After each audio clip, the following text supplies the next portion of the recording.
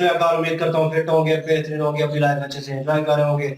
हम चारों की तरह आज एक और वीडियो, और उसका टाइटल है यूएस मून लैंडिंग कंट्रोवर्सी। आज ये रोना की वीडियो है, ओरिजिनल वीडियो का लिंक डिस्क्रिप्शन में दूंगा, लाजमी इनको भी सपोर्ट करें, हमें भी सपोर्ट करें। मेरा नाम है राणा मोहम्मद अली, मेरे साथ हैं Nadeem Iqbal, Mohammad Sameer Khokhar, Malik Sattar Iqbal. So guys let's start. दोस्तों, चंद्रयान को चांद पर लैंड हुए एक हफ्ते से ज्यादा हो गया है।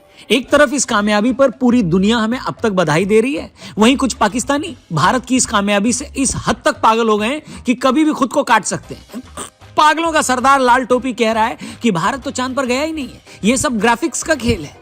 पागलों का इंटरनेशनल राष्ट्रपति फवाद चौधरी ये बोल रहा है कि हमें चांद पर जाने की जरूरत ही क्या है, वो तो हमें यहीं से दिख रहा है। पाकिस्तानी आवाम कह रही है कि घबराने की बात नहीं है, जब सारी दुनिया चांद पर चली जाएगी तो हम धरती पर कब्जा कर लेंगे। वो तो पैसे लगा के जा रहे हैं ना, हम तो ऑलरेडी चांद पे रह रहे हैं, आपको नहीं पता। और एक एंकर ये कहकर छाती कूट रहा था कि भारत चांद पर पहुंच गया है और हम पाकिस्तानी अपने बच्चे को ही चांद बोल बोलकर खुश हो रहे हैं। ओ भाई, मारो मुझे, मारो मुझे, मारो। भैया इतना हंसाओगे तो मुझे ना चांद पर जाना पड़ जाएगा। हेलो, खैर ये तो हुआ शुरू का लाफ्टर डोज। अब आ जाते हैं असली मुद्दे पर, और मुद्दा ये है कि भाई आज 2023 में जब पूरी दुनिया में टेक्नोलॉजी इतनी तरक्की कर चुकी है, तब भारत के चंद्रयान 3 के चांद पर लैंड कर जाने पर दुनिया इतनी हैरान हो रही है। सोचिए कैसे ये पॉसिबल हो सकता है कि अमेरिका ने आज से 54 साल पहले 1969 पर चांद पर इंसान उतार दिए थे, वो भी तब जब स्पेस टेक्नोलॉजी इतनी भी एडवांस नहीं हुई थी जितने आज के हमारे मोबाइल फोन एडवांस। बताइए, नासा के 1969 में नील आर्मस्ट्रांग को चांद पर उतारने पर पहले भी सवाल उठते रहे हैं, मगर चंद्रयान 3 की सक्सेस के बाद यह मुद्दा फिर से गर्मा गया है। तो आज हमारे इस स्पेशल वीडियो में हम उस पूरी कंट्रोवर्सी पर डिटेल में बात करेंगे, और यकीन मानिए दोस्तों, अगले कुछ मिनट में हम कुछ ऐसे सवाल भी उठाएंगे जो आज तक, जी हां ध्यान से सुनिए, आज तक किसी इंडियन चैनल पर नहीं उठाए गए होंगे। इसलिए इस वीडियो को एंड तक जरूर देखना, और वीडियो पसंद आए तो इसे अपने दोस्तों से जरूर शेयर करना, चैनल सब्सक्राइब करना। ठीक है, शुरू करते हैं। नमस्कार दोस्तों, जय हिंद, मैं हूं रौनक, फनतंत्र में वेलकम। दोस्तों, आपने देखा होगा कि रिश्तेदारों या पड़ोसियों में कैसी जेलसी होती है कि नहीं? हर कोई खुद को सुपीरियर बताने के लिए कैसे शो ऑफ करता है। पड़ोसी ने होंडा सिटी खरीद ली तो हमें भी क्रेटा लानी है, पड़ोसी थार ले आया तो हम भी XUV 700 लाके रहेंगे। रिश्तेदार के लड़के के 12वीं में 95% आए हैं तो हम भी अपने बच्चे के मार्क्स इतने तो बढ़ाकर बता ही देंगे कि बेइज्जती ना हो। अब तो ये रहा लोगों का हाल। अब आप सोचिए, अगर दुनिया के 2 सबसे ताकतवर देश भी पंजाबी बाग में रहने वाले पड़ोसियों की तरह बिहेव करने लग जाए तो क्या होगा? अगर वो शो ऑफ पर उतर जाएं तो क्या कुछ नहीं कर सकते। जी हां दोस्तों, 1950 और 60 के दशक में अमेरिका और रूस भी 2 ऐसे ही अमीर रिश्तेदार थे। ये कोल्ड वॉर का वक्त था जब दोनों देश हर मामले में एक दूसरे से कंपटीशन में लगे थे, खास तौर पर अपने स्पेस मिशन को लेकर। ये वो टाइम था जब रूस का स्पेस प्रोग्राम अमेरिका से बहुत आगे था। 1957 में स्पुतनिक के जरिए रूस अंतरिक्ष में पहुंचने वाला पहला देश बना। फिर उसने लतिका नाम की एक कुतिया को अंतरिक्ष भेजा। फिर 1961 में यूरी गागरिन अंतरिक्ष में पहुंचने वाले दुनिया के सबसे पहले इंसान बन गए। ये देखकर अमेरिका बौखला गया, उसे समझ नहीं आ रहा था कि स्पेस वॉर में वो रूस को कैसे पीछे छोड़े। यही वो टाइम था जब अमेरिका के राष्ट्रपति जॉन एफ कैनेडी ने ऐलान कर दिया कि अमेरिका 1970 से पहले चांद पर इंसान भेजने वाला दुनिया का पहला देश बनेगा, और इसके बाद स्पेस की दुनिया में भूचाल आ गया। दोस्तों, जब भी अमेरिका के चांद पर लैंडिंग को लेकर कंट्रोवर्सी होती है तो कुछ सवाल बार बार पूछे जाते हैं। मसलन, जब चांद पर कोई एटमॉस्फेयर है ही नहीं तो आर्मस्ट्रांग के चांद पर झंडा गाड़ने के बाद वो लहरा कैसे रहा था? जब चांद पर सिर्फ सूरज की ही रोशनी आ सकती है तो चांद पर मौजूद दोनों यात्रियों की इतनी परछाइयां कैसे बन रही थी? इतनी परछाइयां तो तब बनती हैं जब स्टूडियो लाइट में कोई चीज शूट की जाए। इसके अलावा भी कई और सवाल थे जो आज की तारीख तक बाकी दुनिया ही नहीं बल्कि खुद अमेरिका तक में लोग पूछते हैं। आपको जानकर हैरानी होगी कि एक सर्वे के मुताबिक खुद अमेरिका में 20 में से 1 आदमी को इस बात पर शक है कि नील आर्मस्ट्रांग ने चांद पर लैंडिंग की भी थी या नहीं। इससे पहले कि मैं इन सवालों पर आऊं, आपकी थोड़ी कमाई करवा देते हैं। प्रोबो ऐप का लिंक दिया डिस्क्रिप्शन में, जल्दी से इस ऐप को डाउनलोड करो। इतना अजूबा ऐप है ना भाई साहब कि इसमें येस या नो में सिर्फ ओपिनियन देकर आप ढेर सारा प्रॉफिट कमा सकते हैं, पैसे कमा सकते हैं। कई सारे टॉपिक हैं जिसमें आपको अपना ओपिनियन देने का मौका मिलेगा। अपनी ओपिनियन यूं ही किसी अरे गहरे नत्थु खैरे की तरह वेस्ट मत करो, उसका सही इस्तेमाल करो और पैसा कमाओ। और जब पैसा जीत जाओगे तो आपको बड़े आसानी से यूपीआई, पेटीएम या गूगल पे से विड्रॉ करने का भी मौका मिल जाएगा। और कई सारे सवालों में एक सवाल है, इंडिया पाकिस्तान के खिलाफ एशिया कप में जीत पाएगी क्या? आज अहम मुकाबला है इंडिया पाकिस्तान के बीच। प्रोबो ऐप डाउनलोड करो, अपनी ओपिनियन दो, जीत गए तो पैसे आपके पास। बस आपको ऐप डाउनलोड करना है, डिस्क्रिप्शन में लिंक है, जल्दी से डाउनलोड करो प्रोबो। वीडियो में आगे बढ़, जैसे कि मैंने पहले कहा था, 1950 में रूस से स्पेस मिशन में कंपटीशन में अमेरिका बुरी तरह पिछड़ रहा था। बहुत बाद में अमेरिका में इस बात का खुलासा हुआ जिसका जिक्र आज भी अमेरिका में बहुत कम कम लोग करते हैं वो ये कि अमेरिका को जब लगा कि वो स्पेस वॉर में रूस को नहीं पछाड़ पाएगा तो उसने अपने स्पेस प्रोग्राम में जर्मनी के ऐसे वैज्ञानिकों को, इंजीनियरों को शामिल किया जो एक वक्त में हिटलर के नाजी आर्मी का हिस्सा थे। जी हां, रूस को हराने की जिद में अमेरिका इतना डेस्परेट हो गया कि वो लाखों लोगों के कातिलों तक से हाथ मिलाने को तैयार हो गया। ये वो लोग थे जो दूसरे वर्ल्ड वॉर के दौरान हजारों लोगों की जान लेने के लिए डायरेक्ट या इनडायरेक्ट तरीके से जिम्मेदार थे। इन्हीं नामों में एक नाम था हिटलर के सबसे करीबी वर्नर वॉन ब्रॉन का। अमेरिका की मशहूर इन्वेस्टिगेटिव जर्नलिस्ट लिंडा हंट ने खुलासा किया था कि जर्मनी से ऐसे 1500 के करीब वैज्ञानिकों, इंजीनियर्स और वॉर क्रिमिनल्स को यूएस में लाया गया। नासा में काम भी करवाया गया। अमेरिका अच्छी तरह से जानता था कि ऐसा करना मॉरली सही नहीं है, फिर भी वो रूस से अपनी दुश्मनी में इतना पगला गया था कि उसे किसी भी कीमत पर हराना चाहता था। उसे इस बात का पता था कि हिटलर की नाजी सरकार में ऐसे लोग थे जो स्पेस टेक्नोलॉजी में अमेरिकी वैज्ञानिकों से बहुत आगे की समझ रखते थे। उसे यह भी पता था कि ऐसे लोगों की टेक्नोलॉजिकल नॉलेज का फायदा उठाकर वो स्पेस वॉर में रूस को पीछे छोड़ सकता है, और उसने ऐसा किया भी। मतलब इससे बड़ा दोगलापन और क्या हो सकता है कि जो अमेरिका आज पूरी दुनिया को ह्यूमन राइट्स से लेकर बाकी मॉरल इश्यूज पर ज्ञान बांटता फिरता है, वो खुद अपनी सोच में इतना घिनौना रहा है कि रूस से झूठी अहंकार की लड़ाई जीतने के लिए उसने उन लोगों की मदद लेने में भी संकोच नहीं किया जो एक टाइम पर हजारों मासूम लोगों के कत्ल के जिम्मेदार थे। दुनिया चांद पर अमेरिका की लैंडिंग पर सवाल उठाती है, उसे दुनिया के इतिहास की सबसे बड़ी फेक न्यूज बताती है, मगर मेरी नजर में इन सबसे बड़ा गुनाह अमेरिका ने तब किया जब वो अपनी लड़ाई जीतने के लिए नाजियों की मदद लेने को भी तैयार हो गए। अब आते हैं अमेरिका की फेक लैंडिंग वाली कंट्रोवर्सी थियरीज पर। इनमें से कुछ ऐसे सवाल हैं जो आपने सुने होंगे, और फिजिक्स से जुड़ी कुछ ऐसी बातें भी है जो शायद आपने आज से पहले किसी और मंच पर न सुनी हो। तो मेरी रिक्वेस्ट है कि एक एक करके इन सारे सवालों और उनके जवाबों को सुनिए और खुद तय करिए कि रियलिटी क्या है। तो पहले आम सवालों की बात करते हैं और आखिर में उस चीज की बात करेंगे जिसका जवाब मून लैंडिंग को फेक बताने वाले कुछ वैज्ञानिक पूछ रहे हैं। तो भैया सबसे पहले कि झंडा हिल क्यों रहा है? मून लैंडिंग को लेकर जो आम सवाल पूछा जाता है कि भैया जब चांद पर कोई एटमॉस्फेयर ही नहीं है तो जिन तस्वीरों में आर्मस्ट्रांग और उनका साथी वहां झंडा गाड़ रहे हैं वो हिल क्यों रहा है झंडा? इस हिलते हुए झंडे की तस्वीरें दिखाकर लोग सवाल खड़े करते हैं कि ये तस्वीरें चांद की नहीं, हॉलीवुड के किसी स्टूडियो की है। इसकी सफाई में यह कहा गया कि अरे भाई वो झंडा हिल ही नहीं रहा है। दरअसल नासा के वैज्ञानिक भी जानते थे कि चांद पर एटमॉस्फेयर नहीं है, इसलिए झंडा सीधा नहीं टिकेगा। तभी उन्होंने झंडे के ऊपर भी एक रॉड लगाई है। उसी रॉड में झंडे को एडजस्ट करने के चक्कर में कुछ सिलवटें आ गई हैं। जो झंडा आपको हिलता दिख रहा है वो हवा की वजह से नहीं, सिलवटों के कारण चांद के स्टैटिक माहौल में पैदा हुए इफेक्ट के कारण है। दूसरा बड़ा सवाल ये पूछा जाता है कि जब चांद पर सूरज के अलावा किसी और की रोशनी नहीं है तो वहां मौजूद दोनों यात्रियों की मल्टीपल शैडोज कैसे बन रही है? इस पर भी लोग कहते हैं कि भैया ये तो स्टूडियो लाइट की वजह से है। इस थ्योरी को खारिज करने वाले कहते हैं कि ऐसा नहीं है। दरअसल चांद पर सिर्फ सूरज की रोशनी है और दूसरी रोशनी चांद के सरफेस की है, तो जो मल्टीपल शैडोज बन रही है वो उसी चांद के सरफेस से निकलने वाली रोशनी से रिफ्लेक्ट होने की वजह से बन रही है। तीसरा सवाल पूछा जाता है कि दोनों यात्रियों की चांद पर खड़े होने की जो तस्वीरें हैं उसमें पीछे आसमान में तारे क्यों नहीं दिखाई दे रहे? इस बेस पर भी लोग पिक्चर्स को फेक बताते हैं। इस पर काउंटर आर्ग्यूमेंट ये है कि भाई जब यात्री चांद पर लैंड हुए तो वहां पर दिन था, इसलिए पीछे तारे नहीं दिखाई दे रहे। इसके अलावा कुछ और सवाल लोग करते हैं, जैसे अपोलो 11 मिशन वहां लैंड हुआ तो उससे मून के सरफेस पर गड्ढा होना चाहिए, जबकि ऐसा नहीं है। कुछ लोग ये भी सवाल करते हैं कि जो तस्वीरें उस वक्त नासा ने यात्रियों की जारी की उसमें पीछे एक पत्थर पर रोमन भाषा में कुछ लिखा हुआ है। जब चांद पर आज तक कोई गया ही नहीं है तो पत्थर पर कोई कैसे लिख सकता है? यह भी पूछा जाता है कि जब चांद पर कोई नमी ही नहीं है तो वहां आर्मस्ट्रांग के जूते के निशान कैसे दिखाई दे रहे हैं? कहने वाले ये भी दावा करते हैं कि नील आर्मस्ट्रांग और उनका साथी चांद के आउटर स्पेस पर थे मगर वो वहां लैंड नहीं किए। लैंडिंग के शॉट्स एरिया 51 नाम की जगह पर शूट किए। इसे उस वक्त हॉलीवुड के एक मशहूर डायरेक्टर ने शूट किया था। जो लोग नहीं जानते उन्हें बता दें कि एरिया 51 अमेरिका में ऐसा रिस्ट्रिक्टेड एरिया है जहां अमेरिका के प्रेसिडेंट के अलावा किसी को जाने की छूट नहीं है। कहा जाता है कि जिस वक्त अमेरिका पर अपने मून मिशन को लेकर बहुत ज्यादा प्रेशर था उसी वक्त 1968 में हॉलीवुड में स्पेस ओडिसी नाम से एक मूवी आई थी। उसी मूवी को देखकर अमेरिकी सरकार को यह आइडिया आया कि अगर हम मून पर नहीं जा पा रहे हैं तो क्यों ना लैंडिंग का फेक वीडियो बना दिया जाए।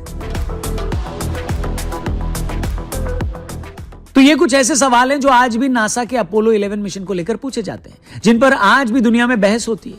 मगर इन सब से परे हम कुछ ऐसे सवाल रखने वाले हैं जिस पर बहुत कम चर्चा होती है, लेकिन कुछ लोग इन्हें सबसे जरूरी सवाल मानते हैं। जो लोग आज भी इस मिशन पर सवाल उठाते हैं उनका पहला सवाल यह है कि धरती से चांद तक पहुंचने के लिए आपको हाईली चार्ज्ड प्रोटॉन की 2 इंटेंस बेल्ट से गुजरना पड़ता है, जो इतना ज्यादा रेडिएशन छोड़ती हैं कि उसके आसपास से भी गुजरने पर एस्ट्रोनॉट जिंदा जल जाते हैं। ऐसे में अपोलो 11 में बैठे तीनों यात्री कैसे गुजर गए, यह बड़ी हैरानी की बात है। यह भी कहा जाता है कि अगर इस रेडिएशन से बचने के लिए अपोलो 11 के कैप्सूल पर लेड की शील्डिंग की जाती तो वो बहुत भारी हो जाता, जिससे वापसी के वक्त उसका टेक ऑफ करना मुश्किल हो जाता। लोग ये भी सवाल करते हैं कि जिस कैप्सूल में ये तीनों एस्ट्रोनॉट चांद पर गए थे उसकी शील्डिंग सिर्फ 3 इंच की थी, और इतनी कम शील्डिंग में तो वो तीनों रेडिएशन बेल्ट से गुजरते वक्त ही जलकर वहीं मर सकते थे। 1000 किलोमीटर पर मौजूद वैन एलन बेल्ट में काफी खतरनाक प्रोटॉन पार्टिकल्स, अल्फा पार्टिकल्स होते हैं, मगर आउटर बेल्ट जो 13,000 किलोमीटर पर है वो ज्यादा खतरनाक है। इलेक्ट्रॉन्स या बीटा पार्टिकल्स का दबाव वहां सबसे ज्यादा होता है। हो सकता है कि आप इनर बेल्ट से निकलकर पहुंच भी जाएं और रेडिएशन वाले रिंग को अवॉइड भी कर दें, लेकिन आप किसी कीमत पर आउटर बेल्ट से बचकर नहीं निकल सकते, क्योंकि वहां बीटा पार्टिकल फ्लक्स बहुत ज्यादा होता है और वो इतने ज्यादा खतरनाक होते हैं कि उनके कांटेक्ट में कुछ देर रहने पर ही आपकी चंद सेकंड में मौत हो सकती है। हैरानी की बात यह है कि रेडिएशन के इस लेवल के बारे में तो अब जाकर इतनी जानकारी हुई है। 1960 के दशक तक तो इस लेवल के खतरे का अंदाजा भी नहीं था। बावजूद इसके अपोलो 11 मिशन सक्सेसफुली चांद पर लैंड करता है, उससे 2 यात्री निकलते हैं, वहां से पत्थर और कुछ मिट्टी उठाते हैं, 1.5 घंटा वहां मटर गश्ती करते हैं और फिर चुपचाप स्पेस यान में बैठकर वापस आ जाते हैं। कोई कुछ भी कहे, मगर आज भी इस पर एक बार में यकीन करना तो मुश्किल है। क्या कहते हैं आप?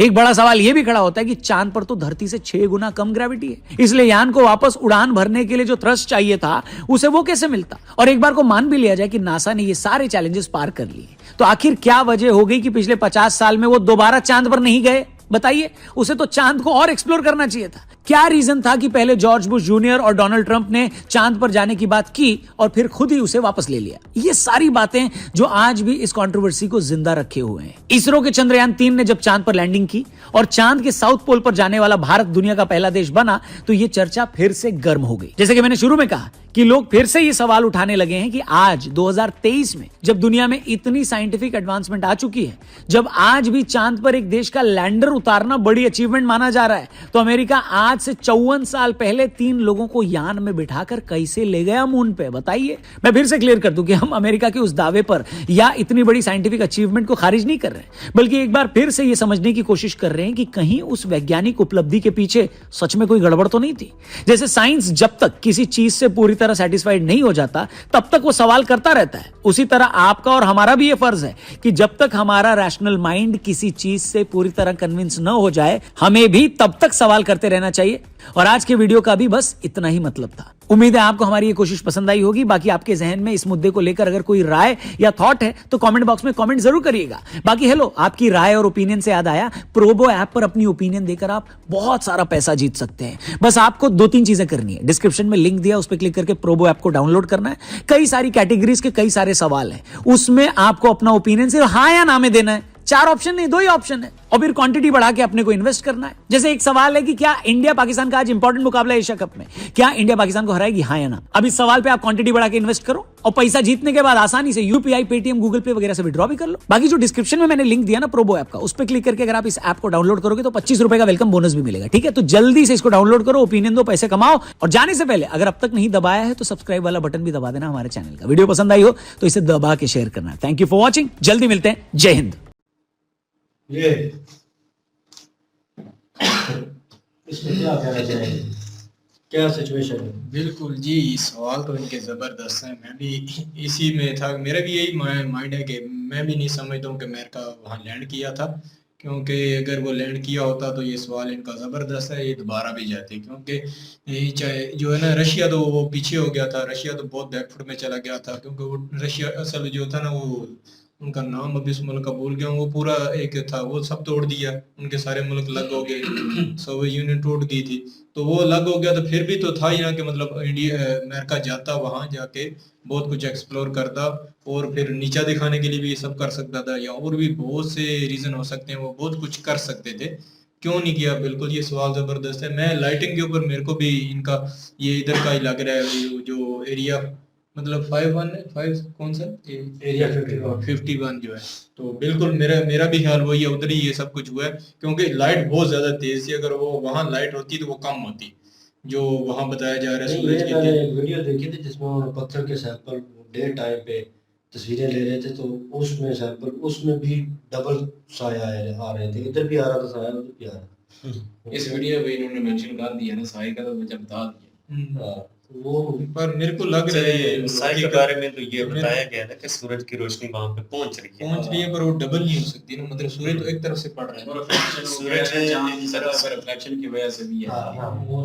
बीच में मेंशन किया पर ये लाइट बहुत तेज है, मेरे को नहीं सूर्य की लगती। देखो अपना ओपिनियन होता है, मेरा ये जाती ओपिनियन है कि लाइट बहुत ज्यादा तेज थी। जैसे हम लोग वो के वीडियो बनाते हैं ना तो लाइट मारते हैं तो वो नहीं, एक साइड से तो पड़ रही है ना, वो चांद से रिफ्लेक्ट होके आ रही है, ये बहुत ज्यादा, ये मतलब वैसे ही लग रहा है चांद की अपनी तो है नहीं, वो मिरर टाइप है, मींस के वो रिफ्लेक्ट करता है।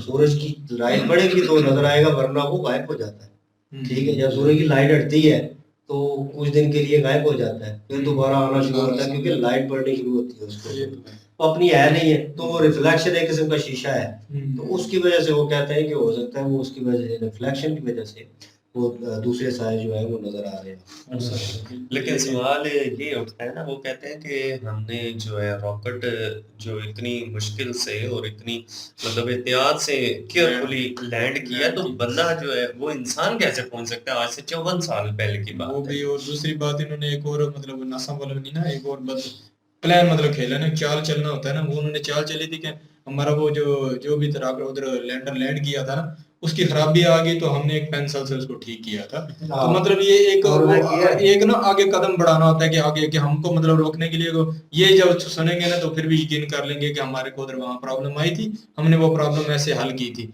तो ये सब एक प्लानिंग है, क्योंकि ये प्लान के तहत किया गया। ये देख लेना आने वाले वक्तों में जब अभी लोग जाएंगे ना तो फिर देख लेना अभी साबित हो जाएगा। तो ये सब सच साबित नहीं होएगा, क्योंकि उस टाइम तो बहुत सारे सवाल और भी किए जाएंगे, वहां वीडियो बनेगी, वो वीडियो दुनिया में भी आ सकेंगी।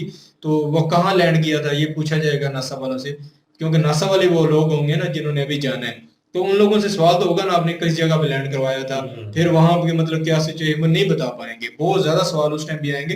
ये तो मेरे कुछ सवाल हैं, कुछ भी नहीं है, छोटे मोटे हैं। इतने दिन बड़े लोग सवाल लेके आ जाएंगे ना कि उनका जवाब नहीं होएगा नासा के पास, क्योंकि वो भी उन्होंने बता दिया था। उन्होंने कहा जैसे वो अम्ब्रेला होती है, आप खोलते हैं ना, छतरी जो है उसे खोलते हैं, उसमें वो लगी होता है, मैकेनिज्म लगा होता है खोलने वाला बंद करने वाला। उन्हें पता था वहाँ पे हवा नहीं है, तो झंडा कैसे स्ट्रेट रहेगा, उसको स्ट्रेट रखने के लिए उन्होंने बीच में वो रॉड डाले, वो रॉड जो है वो सीधे नहीं हो रहे थे, सीधा होता था फिर मोल्ड होता था, क्योंकि मैकेनिज्म उसका इस तरह का है। तो वो फील हो रहा है झंडा प्रॉपरली हवा से वो बस सवाल ये उन्होंने उसका जवाब दिया था। सवाल ये बनता है कि अगर लैंड किया भी है, चले हम भी मान लेते हैं, आप लोग भी मान लें कि लैंड किया, तो लैंडिंग करने के बाद जो मुशाहिदा हुआ है या जो भी तजुर्बात हुए, जो चीजें इन्होंने छानबीन की है, वो क्या किया है? मतलब कुछ तो बताने चाहिए ना कि हमने वहां पे ये देखा है, पानी का वो नहीं कर सके, मिट्टी लेके आए, बात सुने ना, नहीं मैं तो कह रहा हूं कि पानी का खोज वो नहीं कर सकते, चंद्रयान 1 ने किया। बिल्कुल इंडिया ने किया। अगर ये ये बता सकते थे ना, ये बता सकते थे कि पानी है नहीं है, बंदे वहां पहुंचे हुए हैं, सैर सपाटा करके वापस भी आ गए हैं। उन्होंने कुछ इतना नहीं पता, एक लैंडर है उसके जरिए इतना कुछ पता चल सकता है, तो ह्यूमन तो मैं कह रहा हूं कि चंद्रयान 1 जो है वो पानी का खोज बता सकता है कि पानी है वहां पे। अभी ये लोग सिर्फ मिट्टी लेने के लिए गए थे, तो सवाल बनता है यार, ये सिर्फ मिट्टी के सैंपल लेने गए थे और इनको चाहिए था यार बहुत कुछ एक्सप्लोर बस यार वो अपना ना कंपटीशन जीतने के लिए ना उन्होंने एक भोंडी साजिश रची है, जिसमें वो फिल वक्त तक सक्सेस है। लेकिन उम्मीद है कि इंडिया जो काम कर रहे हैं ना, इंडिया जल्दी इनका पर्दाफाश कर लेगा। इंडिया हकीकत से जरूर पर्दा उठाएगा कि असल हकीकत क्या है। देखा जाए अगर, और मेरे ख्याल में देखा जाए तो अगर अभी तो क्या सराही है, कुछ कह रहे हैं नहीं है, जैसे हमारा ओपिनियन है, फैक्ट देखे जाए जो फैक्ट नजर आ रहे हैं उसमें लगता है कि नहीं यार, जैसे उन्होंने कहा फुटप्रिंट वहां पे हो नहीं सकते, तो अभी क्योंकि नमी नहीं है। अभी हाँ, तो अभी मीन से ये रोवर जो निकला है, रोवर्स के टायर के निशान जो है वो पड़ते हैं नीचे, वो नजर आते हैं बकायदा। बिल्कुल, तो फुटप्रिंट भी नजर आ जाते हैं, कुछ चीजें मिलती है, मुशाबत खाती है, कुछ चीजों को ज़हन मानता नहीं है कि यार उसका प्रॉपर हमें चाहिए। वो कहता है ना कि वो साइंस जो है वो प्रूफ मांगती है बार बार, नहीं होगा तो सवाल उठेंगे और उठेंगे और गिनों बढ़ते जाएंगे। नहीं, बाकी भाई ने सवाल किए हैं ना, बोला कि आप खुद इस पे अपनी राय कायम कर लें कि वो उतरे या नहीं उतरे। इनके सवाल उनके जवाब में बहुत सारे लोगों के, मैंने उनका इतना बड़ा चैनल नेशनल ज्योग्राफिक और BBC और उसके बाद एक और था CNN था मेरे ख्याल में, उन पे उनके तजिया निगार बैठे हुए हैं और वो स्ट्रेट फॉरवर्ड कह रहे हैं कि आप चांद पे नहीं उतरे, नहीं बकवास कर रहे हैं आप, वो स्ट्रेट फॉरवर्ड उधर कितने बड़े चैनल पे बैठ के कह रहे सकते हैं हैं बड़े बड़े कि यार ये नहीं, ये रीजन है। वो कहते हैं मेरे साथ बात करें बैठ के, मैं नहीं बताता हूँ कि आप उतरेंगे तो आपके साथ क्या होगा। मैं अभी गया नहीं, सिर्फ मैंने मुशाहिदा किया, क्योंकि वो नॉलेजेबल लोग हैं, उनको पता है, वो उससे रिलेटेड है, ठीक है। वो कहते हैं उतर नहीं सकता, बंदा जा नहीं सकता। बिल्कुल किस तरह पहुंच गए हैं वो? ये जो ये जम मार मार के चल रहे हैं ना, ये भी इनको पकड़ा हुआ सब कर रहे हैं, ये हकीकत नहीं है। देखो जो हकीकत में लोग जाएंगे उनका चलना और तरह होगा। वो आप रियलिटी में ले ले, वो कराची की वीडियो है जो रोड पे जनाब वो कर रहा है, अगर उन शॉट पे बैकग्राउंड पे एंड ना बताता तो यकीन माने वो ऐसा लग रहा पाकिस्तान भी चांद पर पहुंच गया। चांद पे घूम पाकिस्तान ही पहुंच गए थे, बिल्कुल। तो फिर ऐसे ही हो रहा था। और वाकई ये सवाल इनके अच्छे थे और कुछ ही सवालों के इन्होंने खुद ही जवाब दे दिए कि ऐसा होता है। ज़ाहिर मुशाहिदा उन्होंने किया हुआ था, अगर वो लहर से तैयार भी करेंगे ये सारा कुछ तो काफी हद तक सच्चाई बयान करने की कोशिश करेंगे। जाहिर है रशिया उनके मुकाबले में था, रशिया भी चांद पे चक्कर लगा रहा था, लेकिन रशिया जो है मशीनरी भेज रहा था। मशीनरी मेरे ख्याल से, मैं अगले दिन भी इनसे बात कर रहा था कि मेरे जितना मेरा ज़हन मानता है कि मशीनरी साहब ने भेजी होगी, जैसे कि ये लैंडर और रोवर गए हैं, प्रोग्राम रोवर इंडिया का, इसी तरह बाकी के भी गए होंगे, ये मैं मानता हूँ, ये मानने वाला इसमें कोई शक नहीं है। लेकिन ये जो बंदे उतारे हैं ना, इसमें मुझे भी थोड़ा शक है। ये नहीं है कि हमें ऐसा पढ़ाया गया है, पढ़ाया जो भी गया है, पढ़ाया तो हमें गया है कि नील है, जो नील आर्मस्ट्रांग, ये इनका बताया गया है, ये पहले चांद उतरने वाले बंदे हैं, ये हमारी बुक्स में लिखा हुआ है। लेकिन जब ये वीडियो देखते हैं, जैसे इन भाई साहब ने भी थोड़े से सवाल उठाए हैं, इनको भी थोड़ा बहुत शक है।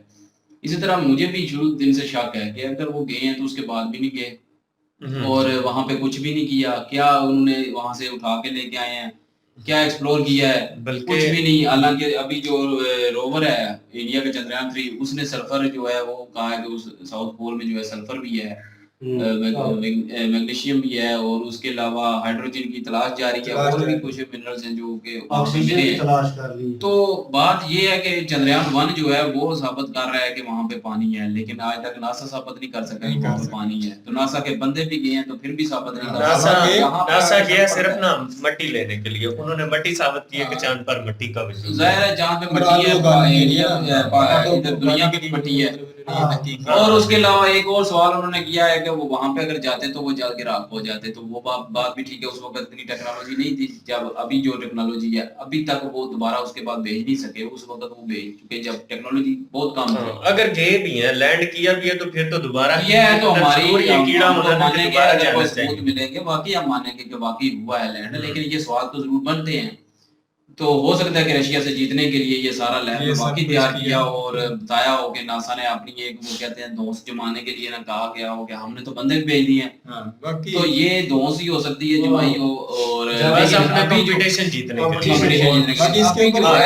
अभी वो कह रहे थे कि वो 3 इंच की पर्दा है उसकी जिसमें गए हैं, तो वो तो जला के राख कर देती। तो ये काफी सारे ऐसे सवाल हैं जो कि वाकई बनते हैं और उससे शक पैदा होता है कि ये वाकई थोड़ा सा फेक लगता है। लेकिन ये शक है, यकीन से हम भी नहीं कहते, शक है सिर्फ। और लेकिन मशीनरी जो भेजी गई होगी वो जरूर सच होगी, वो गई है। और तो उसके अलावा एक और बात है कि अपना अभी जो जाएंगे साउथ पोल में वो एस्ट्रोनॉट्स, तब पता चलेगा अगर वो पहुंच गए और उन्होंने वहां पे खोज कर ली, तो फिर पता चलेगा कि वाकई वो कैसे वहां पे पिछली पुरानी वीडियो चलेंगी, न्यू वीडियो चलेंगी, उन दोनों में क्या मैच हो रहा है, क्या सारा कुछ सेम हो रहा है और क्या क्या हो रहा है। तो उस हिसाब से भी अंदाजा हो जाएगा क्या सच्चाई है। बिल्कुल नहीं, वो तो चलो पहुंच जाएंगे तो फिर तो पहले भी ये फेक किया था, पहले ये सवाल उठाएंगे, लोग कहेंगे यार वो ठीक ही थे यार। मुमकिन है कि उसको फिर तो मान जाएंगे ना, वो उसको सच करने के लिए कुछ इस तरह के पॉइंट्स पेश कर दें, क्योंकि जवाब करेंगे कि पहले झूठ था अभी सच है। बाकी जवाब फिर भी ना सही रहे ना, अपने को सच्चा को वही कर ले। अगर रशिया जाता तो फिर रशिया वाले बताते कि भाई इधर आज अगर नासा जाता है ना, कल को इंडिया ने भी जाना है, एक एस्ट्रोनॉट भेजने हैं, तो इंडिया साबित कर सकता है उनको बाद में। वही तो वक्त बताएगा, वक्त जाहिर झूठ जो है वो कब तक आखिर छुप सकता है, छुप नहीं सकता, वो कभी भी छुप नहीं सकता, किसी ना किसी दिन सामने आ ही जाता है। बाकी यार मेरा ये भी सवाल बनता है किसी सूरत। बिल्कुल, ये सन 2008 में अगर इंडिया ने पानी कर लिया था तो नासा को होना चाहिए था ना, खुजली होनी चाहिए वो पानी मैं तलाश करूं। नासा फिर भी नहीं गया, नासा वालों ने फिर भी रोक दिया। उन्होंने ये एक रखा हुआ है ना कि बजट नहीं मिल रहा नासा को इतना। नहीं, ये भी ऐसे ही है, मेरा नहीं ख्याल।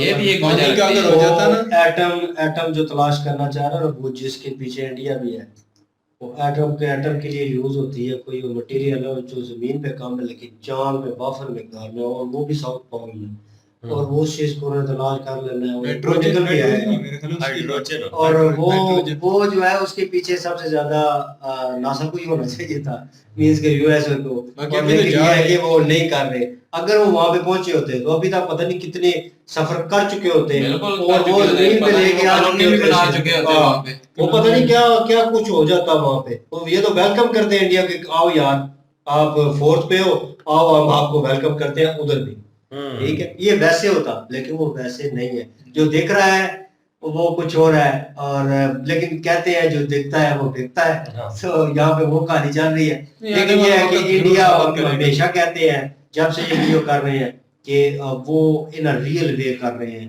और जो है रियलिटी वो उस पर कुछ पर्दा नहीं डाल रहे, और ये एक पॉजिटिव पॉइंट है। और नेगेटिव भी हो सकता है उनके लिए, इंडियंस के लिए, और लेकिन ये है कि वो हर चीज़ को ओपनली बता रहे हैं कि ये हो रहा है, ये चल रहा है, ये मिल रहा है, दुनिया को इंफॉर्मेशन दे रहे हैं और अपना नाम दर्ज करवा रहे हैं, और वाकई सुनहरे और उससे लिखा गया है। जबरदस्त वीडियो थी, इन्होंने फैक्ट अच्छे बताए, हमें भी डाउट थे, आपको भी डाउट होंगे, नीचे लिखे कमेंट सेक्शन में बताएं, और हमें पढ़ने में खुशी होगी, और हो सकता है मदद हो उसके साथ, और हो सकता है हमारे जहन में पॉइंट ना आ रहा हो, आपके जहन में आ रहा हो, तो कमेंट सेक्शन में अपनी राय जरूर दीजिएगा।